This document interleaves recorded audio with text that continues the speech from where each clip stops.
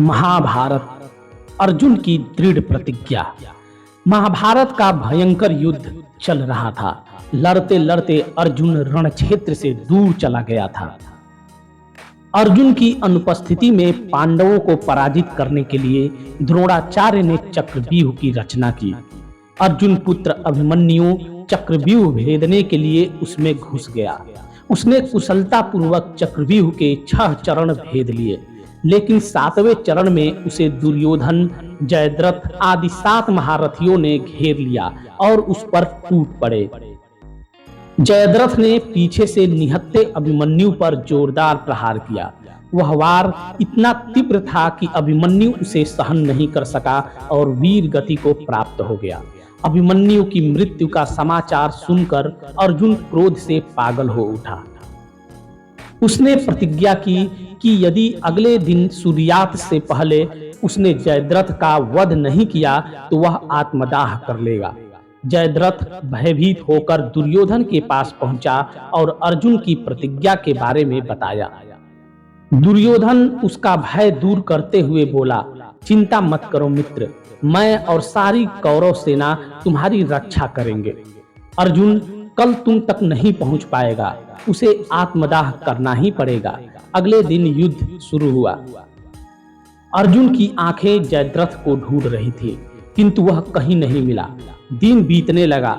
धीरे धीरे अर्जुन की निराशा बढ़ती गई। यह देख श्री कृष्ण बोले, पार्थ, समय बीत रहा है और कौरव सेना ने जयद्रथ को रक्षा कवच में घेर रखा है।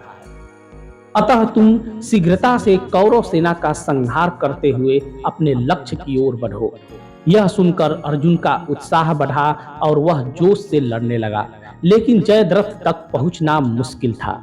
संध्या होने वाली थी। तब श्री कृष्ण ने अपनी माया फैला दी। कृष्ण के माया के फलस्वरूप सूर्य बादलों में छिप गया और संध्या का भ्रम उत्पन्न हो गया। संध्या हो गई है और अब अर्जुन को प्रतिज्ञावश आत्मदाह करना होगा।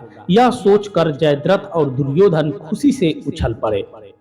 अर्जुन को आत्मदाह करते देखने के लिए जयद्रथ कौरव सेना के आगे आकर अट्टहास करने लगा। जयद्रथ को देखकर श्री कृष्ण बोले, पार्थ, तुम्हारा शत्रु तुम्हारे सामने खड़ा है। उठाओ अपना गांडीव धनुष और वध कर दो इसका। वह देखो, अभी सूर्यास्त नहीं हुआ है। यह कहकर उन्होंने अपनी माया समेट ली। देखते ही देखते सूर्य बादलों से निकल आया। सबकी दृष्टि आसमान की ओर उठ गई। सूर्य अभी भी चमक रहा था। यह देख जयद्रथ और दुर्योधन के पैरों तले जमीन खिसक गई। जयद्रथ भागने को हुआ, लेकिन तब तक अर्जुन ने अपना गांडीव धनुष उठा लिया था। तभी श्री कृष्ण चेतावनी देते हुए बोले, हे अर्जुन, जयद्रथ के पिता ने इसे वरदान दिया था कि जो इसका मस्तक जमीन पर गिराएगा उसका मस्तक भी 100 टुकड़ों में विभक्त हो जाएगा। इसलिए यदि इसका सिर जमीन पर गिरा तो तुम्हारे सिर के भी 100 टुकड़े हो जाएंगे।